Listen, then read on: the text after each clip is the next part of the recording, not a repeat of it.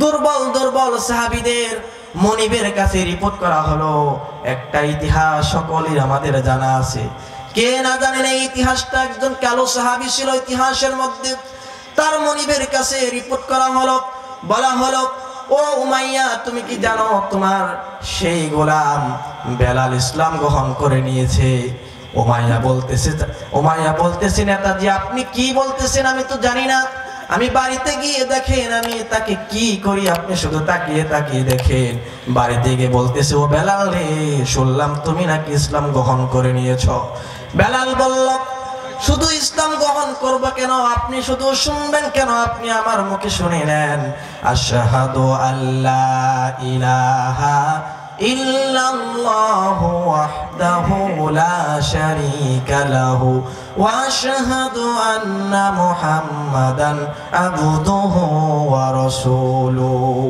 কালেমার ঘোষণা যখন দিয়ে দিল, দিয়ে দেওয়ার সঙ্গে সঙ্গে উমাইয়া বলতেছে, বেলাল, তুই কি জানোস তোর পরিণতি কি হবে? তোর মৃত্যু তো আমার হাতে হয়ে যাবে। বেলালকে মারতে মারতে একেবারে অজ্ঞান করা হলো। বেলালকে খেজুর পাতার পাকানো রশি দিয়ে বেঁধে টেনে হিসড়ে উত্তপ্ত বালিকণার দিকে নিয়ে যাওয়া হচ্ছে। 50 থেকে 60 ডিগ্রি সেলসিয়াস তাপমাত্রার মধ্যে নিয়ে যাওয়া হচ্ছে। এক ফোঁটা পানিও তাকে দেওয়া হচ্ছে না।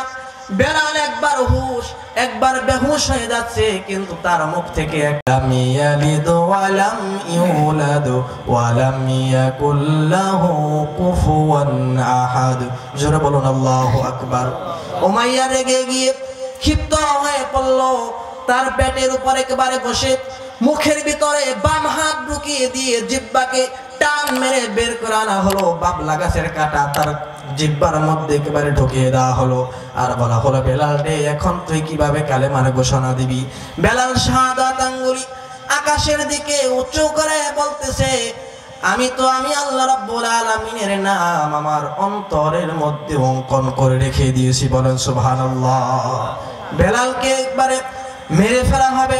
এক পর্যায়ে আমার নবীর কানে আওয়াজ চলে গেল। নবীজি বললেন, ও আবু বকর, তুমি চলে যাও, দেখো তো বেলালকে মেরে ফেললো কিনা।